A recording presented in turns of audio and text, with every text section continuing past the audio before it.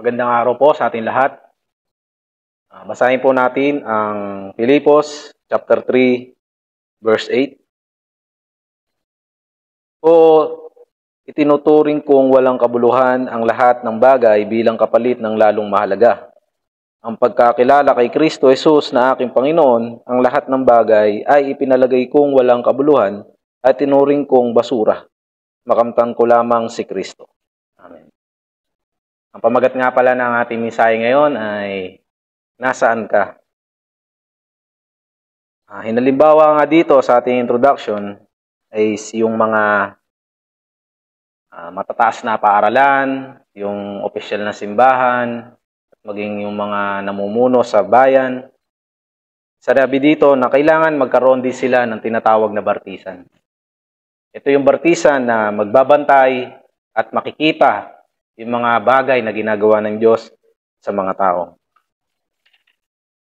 Sabi nga po dito sa ating pinaka-main message, sa number 1, original na tao at si Satanas.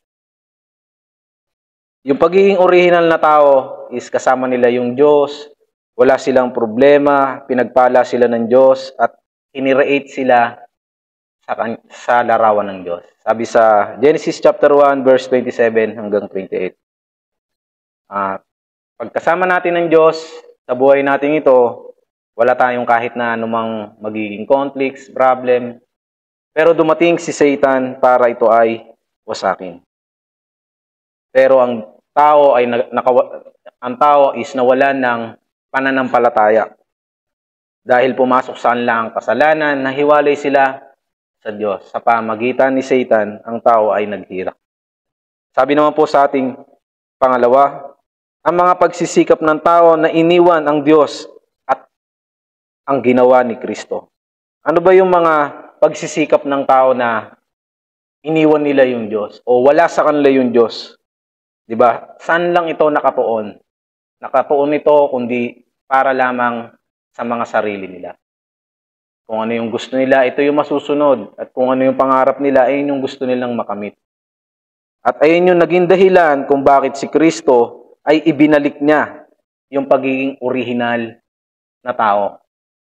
At muli nating makasama ang Diyos at magkaroon tayo ng pag-asa, kapayapaan, at peace, at pag-ibig na nagmumula sa Diyos. Kaya pinakamahalaga dito sa mensahe na ibinibigay sa atin sa araw na ito, walang iba kundi kailangan alam mo kung nasaan ka.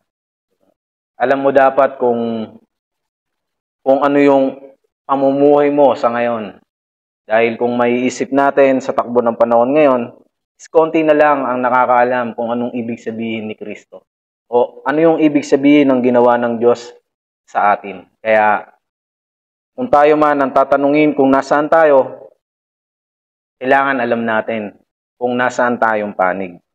At sabi nga po dito sa pangatlo, pagtanggap at pagbabago. Sa pamagitan ng pagtanggap kay Kristo, maliligtas tayo. Sabi sa John chapter 1 verse 12. Hindi na tayo itinurin na basura, hindi na tayo itinurin na alipin, kundi itinurin tayo na anak ng Diyos. Dahil kay Kristo. At sabi naman po, sa pagbabagong mararanasan natin, ito ay ang gawa ng Diyos. Sa oras na makilala mo si Kristo, sa oras na tinanggap mo siya, binigyan ka ng Diyos ng pag-asa. Binigyan ka ng Diyos ng pag-ibig na nagmumula sa Kanya. Kaya napakahalaga ni Kristo sa buhay natin. Napakahalaga ni Kristo at siya yung babago sa buhay natin. Na dati na tayo ay alipin ni Satanas, ngayon dahil kay Kristo, binigyan niya tayo ng buhay. Buhay na nagmumula sa Diyos. Bilang konklusyon, kailangan nating gumaling. Kailangan alam natin yung kung nasaan tayo. Kailangan din na maranasan mo yung kapangyarihan ng Diyos sa papaanong paraan, sa panalangin. Kailangan natin manalangin sa buhay natin ito. Hindi na ito basihan kung ayaw ng iba.